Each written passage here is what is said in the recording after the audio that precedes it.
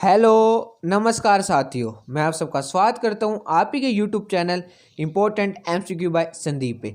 जैसे कि आपको पता है कि हम डीलेट फोर्थ सेम एग्जाम की पेपर की तैयारी कर रहे हैं और उसके अंदर मैं आपके साथ सामाजिक अध्ययन शिक्षण के कुछ महत्वपूर्ण क्वेश्चन डिस्कस कर रहा हूं और आज हमारा पार्ट 2 है।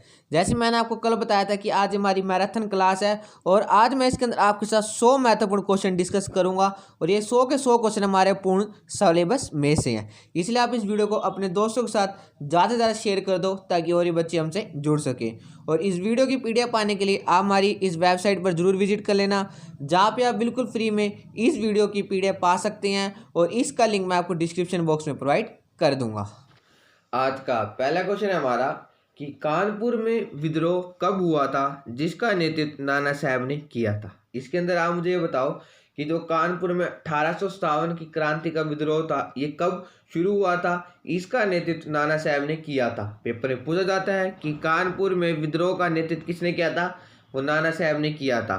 और ये विद्रोह कब हुआ था, इसका आंसर हो जाएगा 5 जून 1857 को। इसके अंदर आपने 5 जून तो जरूर याद रखना है, ठीक है। और नेक्स्ट यानी क्वेश्चन नंबर 2 आपके सामने, 13 अप्रैल को कौन सा दिन था। 13 अप्रैल 1919 को जलियांवाला बाग हत्याकांड हुआ था। तो अब आप बताओ कि 13 अप्रैल को उस दिन क्या था जिसके कारण लोग वहां पे इकट्ठा हुए थे। इसका क्या आंसर हो जाएगा, इसका आंसर हो जाएगा कि बैसाखी, ठीक है। 13 अप्रैल को बैसाखी थी। और नेक्स्ट यानी क्वेश्चन नंबर 3 आपके सामने देखो कि हिंदुस्तान रिपब्लिक एसोसिएशन की स्थापना किस वर्ष की गई थी। अब आप बताओ कि जो हिंदुस्तान रिपब्लिक एसोसिएशन है उसकी स्थापना किस वर्ष की गई थी। इसका क्या आंसर हो जाएगा, इसका आंसर हो जाएगा अक्टूबर 1924 में इसकी स्थापना की गई थी, ठीक है। इसके अंदर मैं आपके साथ क्विज की फॉर्म में फटाफट 100 क्वेश्चन डिस्कस करूंगा। और नेक्स्ट यानी क्वेश्चन नंबर 4 था आपके सामने, हिंदुस्तान रिपब्लिक एसोसिएशन की स्थापना किसने की थी। इसकी स्थापना 1924 में हुई थी, ये तो अब आपको पता चल गया। अब और बताओ कि इसकी स्थापना किसने की थी। इसका क्या आंसर हो जाएगा, इसका आंसर हो जाएगा राम प्रसाद बिस्मिल, चंद्रशेखर आजाद और सचिंद्र सान्यावाल, ठीक है। और नेक्स्ट यानी क्वेश्चन नंबर 5 आपके सामने, ककोरी कांड कब हुआ था। इसके अंदर एक ट्रेन को लूटा गया था। तो अब मैं बताओ ककोरी कांड कब हुआ था। इसका क्या आंसर हो जाएगा, इसका आंसर हो जाएगा 9 अगस्त 1925 को ककोरी कांड हुआ था। और नेक्स्ट क्वेश्चन आपके सामने दोस्तों कि मार्च 1923 में किन दो व्यक्तियों ने मिलकर इलाहाबाद में एक सम्मेलन कर स्वराज दल की स्थापना की थी। अब आप मुझे बताओ कि स्वराज दल की स्थापना मार्च 1923 में की गई थी और ये किन दो व्यक्तियों ने मिलकर इलाहाबाद में एक सम्मेलन कर इसकी स्थापना की थी। इसका क्या आंसर हो जाएगा, इसका आंसर हो जाएगा चित्तरंजन दास और मोतीलाल नेहरू ने, ठीक है। और नेक्स्ट यानी क्वेश्चन नंबर 7 आपके सामने, केंद्रीय विधानमंडल में स्वराज दल के नेता कौन थे। अब आप मुझे बताओ कि केंद्रीय विधानमंडल में स्वराज दल के नेता कौन थे। इसका क्या आंसर हो जाएगा, इसका आंसर हो जाएगा मोतीलाल नेहरू जी। और नेक्स्ट क्वेश्चन आपके सामने कि साइमन कमीशन में कितने सदस्य थे। अब आप बताओ कि साइमन जो कमीशन था उसके अंदर टोटल कितने मेंबर्स थे। इसका क्या आंसर हो जाएगा, इसका आंसर हो जाएगा 7, ठीक है। और ये सातों के सातों वाइट मेंबर्स थे, इसके अंदर कोई भी भारतीय मेंबर नहीं था। और नेक्स्ट यानी क्वेश्चन नंबर 9 था आपके सामने देखो कि साइमन कमीशन की रिपोर्ट किस वर्ष में मई को प्रकाशित की गई थी। पेपर में पूछ सकते हैं कि साइमन कमीशन की रिपोर्ट किस महीने में प्रकाशित की गई थी। तो वो था मई। और ये किस वर्ष प्रकाशित की गई थी, इसका आंसर हो जाएगा 1930 में। और सारे बच्चे मुझे कमेंट बॉक्स में जरूर बताएंगे कि साइमन कमीशन भारत किस वर्ष आया था। और नेक्स्ट क्वेश्चन आपके सामने, बारदौली सत्याग्रह का नेतृत्व किसने संभाला था। बारदौली सत्याग्रह का नेतृत्व किसने संभाला था। इसका क्या आंसर हो जाएगा, इसका आंसर हो जाएगा वल्लभ भाई पटेल, यानी सरदार वल्लभ भाई पटेल जी ने बारदौली सत्याग्रह का नेतृत्व संभाला था। और नेक्स्ट यानी क्वेश्चन नंबर 11 था आपके सामने, समिति ने नेहरू रिपोर्ट को किस वर्ष प्रकाशित किया था। अब आप मुझे सिर्फ और सिर्फ इसके अंदर बताओ कि नेहरू रिपोर्ट को किस वर्ष प्रकाशित किया गया था। इसका क्या आंसर हो जाएगा, इसका आंसर हो जाएगा जुलाई 1928 को नेहरू रिपोर्ट को प्रकाशित किया गया था, ठीक है। और नेक्स्ट यानी क्वेश्चन नंबर 12 था आपके सामने, पंडित जवाहरलाल नेहरू ने किस वर्ष में भारतीय स्वतंत्रता का प्रतीक तिरंगा झंडा लहराया था। अब आप बताओ कि ऐसा पंडित जवाहरलाल नेहरू जी ने किस वर्ष किया था। इसका क्या आंसर हो जाएगा? इसका आंसर हो जाएगा 31 दिसंबर 1929 को ही पंडित जवाहरलाल नेहरू जी ने भारतीय स्वतंत्रता का प्रतीक तिरंगा झंडा लहराया था। फाइन। और नेक्स्ट यानी क्वेश्चन नंबर 13 था आपके सामने। किस वर्ष में कांग्रेस का अधिवेशन रावी नदी के तट लाहौर में हुआ था? अब मैं बताता हूँ कि जो कांग्रेस का अधिवेशन है वो किस वर्ष में रावी नदी के तट लाहौर में हुआ था। इसका क्या आंसर हो जाएगा? इसका आंसर हो जाएगा दिसंबर 1929 को ही। ठीक है। और नेक्स्ट यानी क्वेश्चन नंबर 14 था आपके सामने। भारत में प्रथम स्वतंत्रता दिवस कब मनाया गया था? अब आप बताओ कि जो भारत में प्रथम यानी पहला स्वतंत्रता दिवस किस दिन मनाया गया था। इसका आंसर क्या हो जाएगा? इसका आंसर हो जाएगा 26 जनवरी 1930 को भारत में प्रथम स्वतंत्रता दिवस मनाया गया था। फाइन। और मुझे आशा है कि आपको वीडियो अच्छी लग रही होगी। अगर आपको वीडियो अच्छी लग रही है तो आप इस वीडियो को लाइक करो, ज़्यादा से ज़्यादा अपने दोस्तों के साथ शेयर करो ताकि और भी बच्चे हमसे जुड़ सके। फाइन। और नेक्स्ट यानी क्वेश्चन नंबर 15 था आपके सामने। दांडी यात्रा कितने अनुयायियों के साथ आरंभ हुई थी? आपको पता है दांडी मार्च था जिसके अंदर नमक के कानून को तोड़ा गया था। तो अब मैं बताऊँ दांडी यात्रा कितने अनुयायियों यानी कितने पर्सन्स के साथ आरंभ हुई थी। इसका क्या आंसर हो जाएगा? इसका आंसर हो जाएगा 79। ठीक है। और नेक्स्ट यानी क्वेश्चन नंबर 16 था आपके सामने। गांधी जी के द्वारा दांडी यात्रा किस वर्ष आरंभ की गई थी? अब आप बताओ कि गांधी जी के द्वारा जो दांडी यात्रा थी वो किस वर्ष आरंभ की गई थी। इसका क्या आंसर हो जाएगा? इसका आंसर हो जाएगा 1930 में। और नेक्स्ट यानी क्वेश्चन नंबर 17 था आपके सामने। 6 अप्रैल को गांधी जी ने कौन सा कानून तोड़ा था? पेपर में पूछा जाता है कि नमक कानून गांधी जी ने कब तोड़ा था। ये 6 अप्रैल को तोड़ा था। और इसका क्या आंसर हो जाएगा? इसका आंसर हो जाएगा नमक का कानून। फाइन। जो भी इंपॉर्टेंट क्वेश्चन बनते हैं मैं सारे आपके साथ डिस्कस करूंगा। आपने कोई भी चिंता नहीं करनी है, बस आप इस वीडियो को ज़्यादा सपोर्ट करो। नेक्स्ट यानी क्वेश्चन नंबर 18 था आपके सामने कि लंदन में प्रथम गोलमेज सम्मेलन कब हुआ था? गोलमेज सम्मेलन कहाँ पे आयोजित हुआ था? ये लंदन में हुआ था। और लंदन में प्रथम गोलमेज सम्मेलन कब हुआ था? इसका आंसर हो जाएगा 12 नवंबर 1930 को। अगर दूसरा पूछा जाए तो ये हुआ था 1931 में। अगर तीसरा गोलमेज सम्मेलन पूछा जाए तो ये हुआ था 1932 में। ठीक है, आपने तीनों वर्ष याद रख लेना है। प्रथम गोलमेज सम्मेलन 1930, द्वितीय गोलमेज सम्मेलन 1931, तृतीय गोलमेज सम्मेलन 1932। फाइन। और नेक्स्ट यानी क्वेश्चन नंबर 19 था आपके सामने। गांधी इरविन समझौता कब हुआ था? आपको थोड़ी आवाज़ अजीब लग जाएगी, मेरे गले में प्रॉब्लम है, लेकिन आपने कोई चिंता नहीं करनी है, मैं आपको डेली वीडियो प्रोवाइड करता रहूँगा। गांधी इरविन समझौता कब हुआ था? इसका क्या आंसर हो जाएगा? इसका आंसर हो जाएगा 13 मार्च 1931 को गांधी इरविन समझौता हुआ था। और नेक्स्ट यानी क्वेश्चन नंबर 20 आपके सामने। किस समझौते के तहत सविनय अवज्ञा आंदोलन स्थगित कर दिया गया था? ये किस समझौते के तहत जो महात्मा गांधी जी है उन्होंने सविनय अवज्ञा आंदोलन स्थगित कर दिया था? इसका क्या आंसर हो जाएगा? इसका आंसर हो जाएगा गांधी इरविन समझौता। और ये समझौता 13 मार्च 1931 को हुआ था। अब मेरे साथ साथ ऐसे बार बार रिपीट करते चलना, आपको यहीं पे आधे से ज़्यादा मटेरियल याद हो जाएगा। और नेक्स्ट क्वेश्चन है आपके सामने दोस्तों कि 1931 में किस वायसरॉय ने अपना त्यागपत्र दिया था? कि 1931 में किस वायसरॉय ने अपना त्यागपत्र दिया था? इसका आंसर हो जाएगा लॉर्ड इरविन ने 1931 में अपना त्यागपत्र दिया था। ठीक है। और नेक्स्ट यानी क्वेश्चन नंबर 22 है हमारे सामने कि 25 दिसंबर 1932 को कौन सा पैक्ट हुआ था? अब आप बताओ कि 1932 वर्ष में कौन सा पैक्ट साइन हुआ था? इसका क्या आंसर हो जाएगा? इसका आंसर हो जाएगा पूना पैक्ट। ठीक है। और नेक्स्ट यानी क्वेश्चन नंबर 23 आपके सामने। महात्मा गांधी जी का जन्म काठियावाड़ पोरबंदर नामक स्थान में किस वर्ष हुआ था? इनका जन्म किस वर्ष हुआ था? इसका आंसर हो जाएगा 1869 में। और डेट तो आपको पता ही होगी। ठीक है, महात्मा गांधी जी का जन्म 1869 में काठियावाड़ पोरबंदर नामक स्थान में हुआ था। ठीक है। और ये पोरबंदर किस राज्य में स्थित है? इसका आंसर भी सारे बच्चे मुझे कमेंट बॉक्स में जरूर देंगे।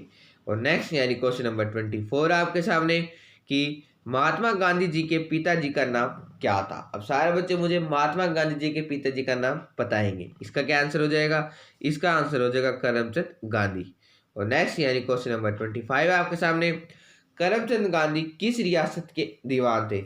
जो महात्मा गांधी जी के पिताजी थे करमचंद गांधी जी, वो किस रियासत के दीवान थे? इसका आंसर हो जाएगा राजकोट रियासत के। ठीक है, ये सारे क्वेश्चन पेपर में बनते हैं। और नेक्स्ट क्वेश्चन है आपके सामने, महात्मा गांधी जी की माता का क्या नाम था? अब सारे बच्चे मुझे इनकी माता यानी मदर का नाम बताएंगे।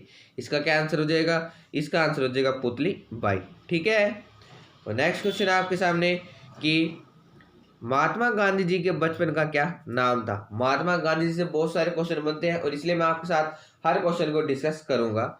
महात्मा गांधी जी के बचपन का क्या नाम था? इसका क्या आंसर हो जाएगा? इसका आंसर हो जाएगा मोहनदास। ठीक है, इसलिए इनका पूरा नाम था मोहनदास करमचंद गांधी।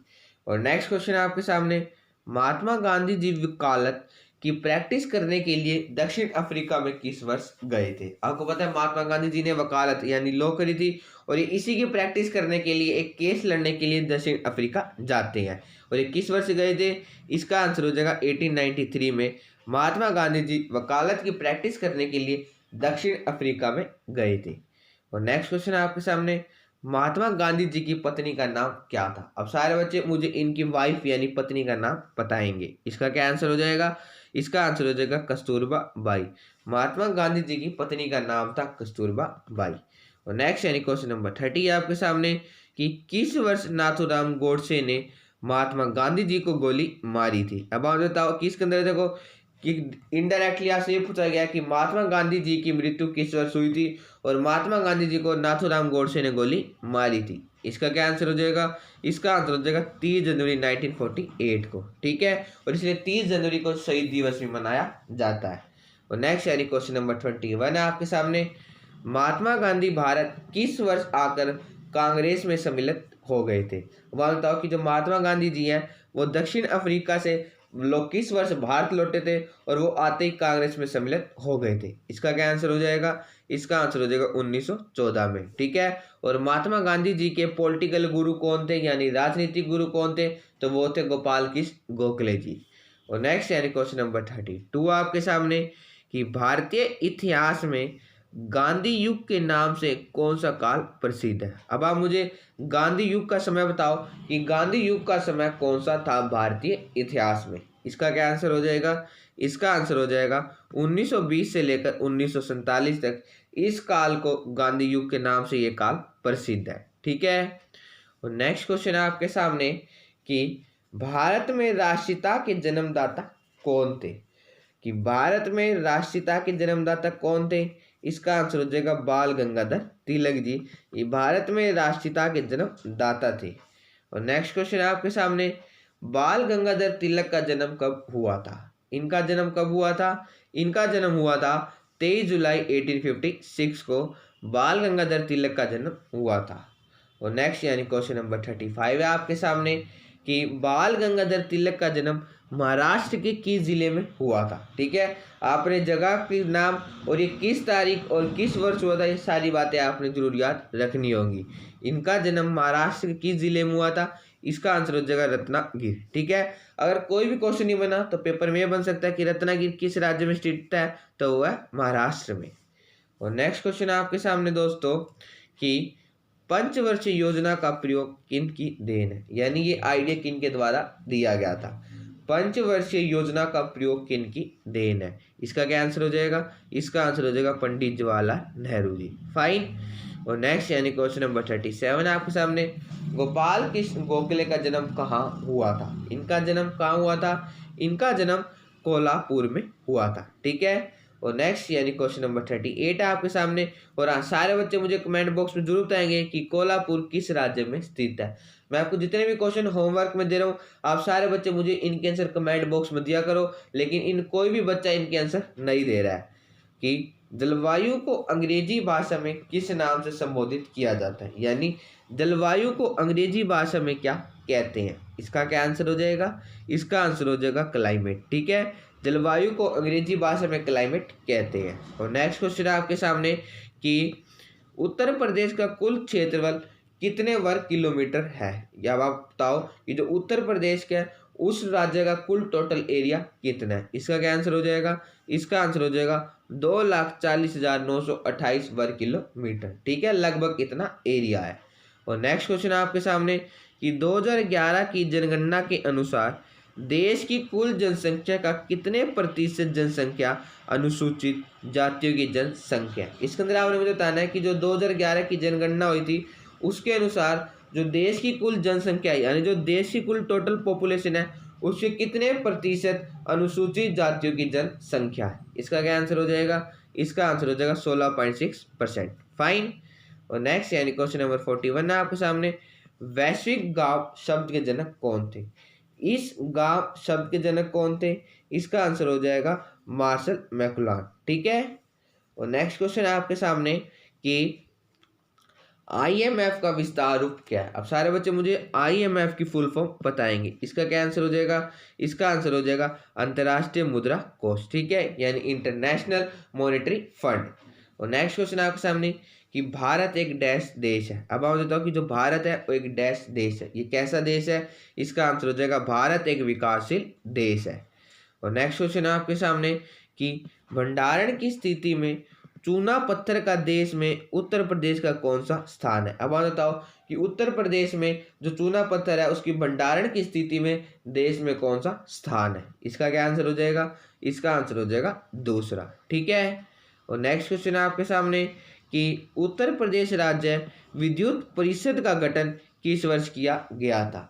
इस विद्युत का गठन किस वर्ष किया गया था? इसका आंसर हो जाएगा 1959 में। ठीक है, और ये उत्तर प्रदेश राज्य की है।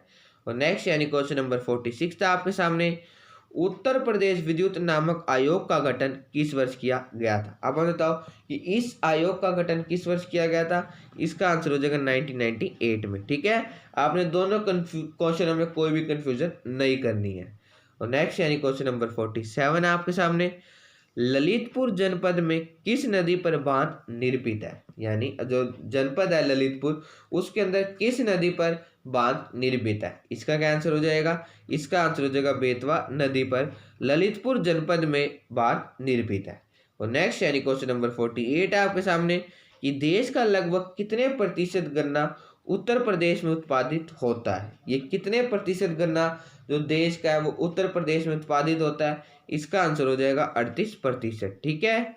और नेक्स्ट यानी क्वेश्चन नंबर 49 है आपके सामने, प्रतापगढ़ जनपद किस उत्पादन के लिए प्रसिद्ध है। जो ये जनपद है ये किस उत्पादन के लिए प्रसिद्ध है। इसका आंसर हो जाएगा आंवले के लिए। फाइन। और नेक्स्ट यानी देखो क्वेश्चन नंबर 50 है, यानी हमने आधे क्वेश्चन में आपके साथ फटाफट डिस्कस कर चुका हूँ कि आलू के उत्पादन में उत्तर प्रदेश का देश में कौन सा स्थान है। अब आप बताओ आलू के उत्पादन में उत्तर प्रदेश का देश में कौन सा स्थान है। इसका क्या आंसर हो जाएगा? इसका आंसर हो जाएगा प्रथम स्थान है। और नेक्स्ट क्वेश्चन है आपके सामने कि ये देखो क्वेश्चन नंबर 51, आप फटाफट क्वेश्चन को पढ़ो और मुझे इसका आंसर दो। महात्मा बुद्ध ने अपना पहला उपदेश कहाँ दिया था। जो महात्मा बुद्ध थे उन्होंने अपना पहला उपदेश कहाँ पे दिया था। इसका आंसर हो जाएगा सारनाथ। और ये सारनाथ कहाँ स्थित है? ये है यूपी में। फाइन। और नेक्स्ट यानी क्वेश्चन नंबर 52 है आपके सामने, किस काल में सारनाथ एक प्रमुख कला के केंद्र के रूप में विकसित हुआ था।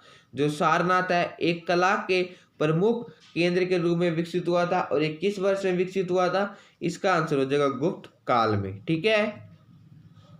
और नेक्स्ट यानी क्वेश्चन नंबर 53 है आपके सामने, 1586 से लेकर किस वर्ष तक आगरा को मुगल साम्राज्य की राजधानी होने का गौरव प्राप्त है। पेपर में पूछ सकते हैं कि आगरा निम्न में से किस साम्राज्य की राजधानी होने का गौरव प्राप्त है, तो वो है मुगल साम्राज्य की। और ये 1586 से लेकर किस वर्ष तक है। इसका आंसर हो जाएगा 1638 तक। और नेक्स्ट यानी क्वेश्चन नंबर 54 है आपके सामने, आगरा की शान जो ताजमहल किसके द्वारा बनवाया गया था। आगरा की शान क्या है, तो वो है ताजमहल। और ये किसके द्वारा बनवाया गया था। इसका आंसर हो जाएगा शाहजहां के द्वारा। और नेक्स्ट यानी क्वेश्चन नंबर 55 है आपके सामने, द्वितीय विश्व युद्ध किस वर्ष तक लड़ा गया था। अब आप मुझे द्वितीय विश्व युद्ध के बारे में बताओ। इसका क्या आंसर हो जाएगा। इसका आंसर हो जाएगा 1939 से लेकर 1945 तक द्वितीय विश्व युद्ध लड़ा गया था। और 1914 से लेकर 1918 तक प्रथम विश्व युद्ध लड़ा गया था। ठीक है। और नेक्स्ट यानी क्वेश्चन नंबर 56 था आपके सामने, संयुक्त राष्ट्र संघ की स्थापना किस वर्ष हुई थी। संयुक्त राष्ट्र संघ की स्थापना किस वर्ष हुई थी। इसकी स्थापना 1945 को हुई थी। और नेक्स्ट यानी क्वेश्चन नंबर 57 है आपके सामने पृथ्वी के कुल जल का लगभग कितने प्रतिशत जल समुद्र में पाया जाता है। अब बताओ कि जो पृथ्वी में कुल जल है उसका लगभग कितने प्रतिशत जो जल है वो समुद्र में पाया जाता है। इसका क्या आंसर हो जाएगा, इसका आंसर हो जाएगा 93% जो जल है पृथ्वी का उसका जल समुद्र में पाया जाता है। और नेक्स्ट यानी क्वेश्चन नंबर 58 है आपके सामने, वायु में लगभग कितने प्रतिशत नाइट्रोजन पाई जाती है, यानी एयर में कितने प्रतिशत जो नाइट्रोजन है वो पाई जाती है। इसका क्या आंसर हो जाएगा, इसका आंसर हो जाएगा लगभग 78%। ठीक है। नेक्स्ट यानी क्वेश्चन नंबर 59 है आपके सामने, एक स्वास्थ्य मनुष्य कितने डेसिबल तक की आवाज सुन सकता है, यानी जो एक मनुष्य है जो बिल्कुल ठीक ठाक है वो कितने डेसिबल तक की आवाज सुन सकता है। इसका क्या आंसर हो जाएगा, इसका आंसर हो जाएगा 80 से 85 डेसिबल तक। नेक्स्ट क्वेश्चन है आपके सामने कि पृथ्वी की सबसे ऊपरी परत कौन बनाती है, जो पृथ्वी की सबसे ऊपरी परत है वो कौन बनाती है। इसका आंसर हो जाएगा मृदा। फाइन। और नेक्स्ट क्वेश्चन है आपके सामने, 1500 ईस्वी में इजराइल के निवासियों की जनगणना किसके द्वारा करवाई गई थी। इजराइल के निवासियों की जनगणना किस वर्ष सबसे पहले करवाई गई थी, वो 1500 ईस्वी में। और ये किसके द्वारा करवाई गई थी, इसका आंसर हो जाएगा मूसा द्वारा। नेक्स्ट क्वेश्चन है आपके सामने, सिंचाई की दृष्टि से उत्तर प्रदेश राज्य का देश में कौन सा स्थान है। सिंचाई की दृष्टि से उत्तर प्रदेश राज्य का देश में कौन सा स्थान है, इसका आंसर हो जाएगा तीसरा स्थान है। और नेक्स्ट क्वेश्चन है आपके सामने कि पश्चिम तटीय मैदान उत्तर में सर्वाधिक डैश है। अब आप बताओ कि जो पश्चिम तटीय मैदान है वो उत्तर में सर्वाधिक कैसे है। इसका क्या आंसर हो जाएगा, इसका आंसर हो जाएगा अधिक चौड़े हैं। ठीक है, पश्चिम तटीय मैदान उत्तर में सर्वाधिक चौड़ा है। नेक्स्ट क्वेश्चन है आपके सामने, अंडमान निकोबार में किसकी खेती मुख्यतः की जाती है। अंडमान निकोबार में किसकी खेती मुख्यतः की जाती है, इसका आंसर हो जाएगा चावल की। और नेक्स्ट यानी क्वेश्चन नंबर 65 है आपके सामने, उत्तर प्रदेश का एक प्रसिद्ध नगर जिसकी नींव सुल्तान सिकंदर लोदी ने किस वर्ष रखी थी। और आप मुझे सारे बच्चे बताएंगे कि सुल्तान सिकंदर लोदी ने कौन से उत्तर प्रदेश के एक प्रसिद्ध नगर की नींव रखी थी और इन्होंने किस वर्ष रखी थी। इसका आंसर हो जाएगा 1504 में। तो नेक्स्ट क्वेश्चन है आपके सामने कि फतेहपुर सीकरी का निर्माण किस वर्ष प्रारंभ हुआ था। इसका क्या आंसर हो जाएगा, इसका आंसर हो जाएगा 1570 में फतेहपुर सीकरी का निर्माण हुआ था। तो नेक्स्ट क्वेश्चन है आपके सामने, महात्मा बुद्ध का महापरिनिर्वाण कहाँ हुआ था। इनका कहाँ पे हुआ था, इसका आंसर हो जाएगा कुशीनगर में। और नेक्स्ट क्वेश्चन आपके सामने, कुशल शासक ने कहाँ कई विहारों का निर्माण किया था। इसका क्या आंसर हो जाएगा, इसका आंसर हो जाएगा कुशीनगर में। ठीक है। तो नेक्स्ट यानी क्वेश्चन नंबर 69 है आपके सामने, भीतरी गांव का मंदिर कहाँ स्थित है। अब आप बताओ कि जो भीतरी गांव का मंदिर है ये कहाँ पे स्थित है। इसका क्या आंसर हो जाएगा, इसका आंसर हो जाएगा कानपुर में। और इसके साथ साथ आप मुझे ये भी बताओ कि देवगढ़ का मंदिर कहाँ स्थित है। देवगढ़ का मंदिर कहाँ स्थित है, इसका आंसर हो जाएगा झांसी में। ठीक है, ये दोनों ही बहुत महत्वपूर्ण है। और नेक्स्ट यानी क्वेश्चन नंबर 71 है आपके सामने, मंदिर निर्माण की कला का विकास किस काल में हुआ था। और मंदिर निर्माण की कला का विकास के उदाहरण ये दोनों मंदिर है, भीतरी गांव का मंदिर कानपुर में और देवगढ़ का मंदिर झांसी में। ठीक है, और मंदिर निर्माण की कला का विकास किस काल में हुआ था, इसका आंसर हो जाएगा गुप्त काल में। और नेक्स्ट यानी क्वेश्चन नंबर 72 आपके सामने कि उत्तर प्रदेश में लगभग हर वर्ष कितने मेलों का आयोजन किया जाता है जो राज्य की समृद्ध संस्कृति विरासत का प्रतीक है। ये कितने मेलों का आयोजन उत्तर प्रदेश में हर साल लगभग किया जाता है, इसका आंसर हो जाएगा 2250। नेक्स्ट यानी क्वेश्चन नंबर 73 आपके सामने, अंतर्राष्ट्रीय न्यायालय में कितने न्यायाधीश होते हैं, यानी इंटरनेशनल कोर्ट में कितने न्यायाधीश यानी जज होते हैं, इसका आंसर हो जाएगा 15। नेक्स्ट यानी क्वेश्चन नंबर 74 आपके सामने, संयुक्त राष्ट्र संघ का मुख्य कार्य क्या होता है। अब आप बताओ कि जो संयुक्त राष्ट्र संघ बनाई गई थी इसका मुख्य कार्य क्या होता है। इसका आंसर हो जाएगा अंतर्राष्ट्रीय शांति और सुरक्षा बनाए रखे। और नेक्स्ट यानी क्वेश्चन नंबर 75 आपके सामने, मानव सभ्यता को आज सबसे बड़ा खतरा किससे है। इनको सबसे बड़ा खतरा किससे है, इसका आंसर हो जाएगा प्रदूषण यानी पोल्यूशन से। नेक्स्ट यानी क्वेश्चन नंबर 76 था आपके सामने, प्रदूषण के प्रमुख प्रकार कौन से हैं, यानी प्रदूषण है वो कितने टाइप्स का होता है। ये मेनली 4 टाइप्स का होता है। पहला जल प्रदूषण, वायु प्रदूषण, ध्वनि प्रदूषण और मृदा प्रदूषण। ठीक है। और नेक्स्ट क्वेश्चन है आपके सामने, वायु में कितने प्रतिशत ऑक्सीजन पाई जाती है? अगर नाइट्रोजन पूछे जाए तो वो पाई जाती है लगभग 78%। और अब आप मुझे बताओ कि वायु में कितने प्रतिशत ऑक्सीजन पाई जाती है? इसका क्या आंसर हो जाएगा? इसका आंसर हो जाएगा 21%। ठीक है। और नेक्स्ट क्वेश्चन है आपके सामने कि ब्रिटिश सरकार में पहली बार जनगणना लॉर्ड मेयो के काल में किस वर्ष हुई थी? ये किस वर्ष हुई थी? इसका आंसर हो जाएगा 1872 में। और नेक्स्ट क्वेश्चन है आपके सामने, वर्ष 2011 की जनगणना भारत में कौन से नंबर की जनगणना है? ये कौन से नंबर की जनगणना थी? ये थी 15वें नंबर की। और नेक्स्ट यानी क्वेश्चन नंबर 80 है आपके सामने, भारत का क्षेत्रफल विश्व के क्षेत्रफल का कितने प्रतिशत है? अब आप बताओ कि जो भारत का क्षेत्रफल लगभग 32.8 लाख किलोमीटर स्क्वायर है, वो विश्व के क्षेत्रफल का कितने प्रतिशत है? इसका क्या आंसर हो जाएगा? इसका आंसर हो जाएगा ये है 2.4%। और नेक्स्ट यानी क्वेश्चन नंबर 81 है आपके सामने, भारत एक विशाल देश डैश है। अब आपको तो पता चला गया कि भारत एक विकासशील देश है, लेकिन अब आप बताओ कि भारत एक विशाल देश डैश है। इसका क्या आंसर हो जाएगा? इसका आंसर हो जाएगा भारत एक विशाल देश प्रजातांत्रिक देश है। और नेक्स्ट क्वेश्चन आपके सामने, जनगणना 2011 के अनुसार देश में कुल साक्षरता दर कितने प्रतिशत थी? यानी अब आप बताओ कि जनगणना 2011 के अनुसार देश में कुल कितने प्रतिशत लिटरेसी रेट था, यानी कितने प्रतिशत लोग पढ़े लिखे थे? इसका क्या आंसर हो जाएगा?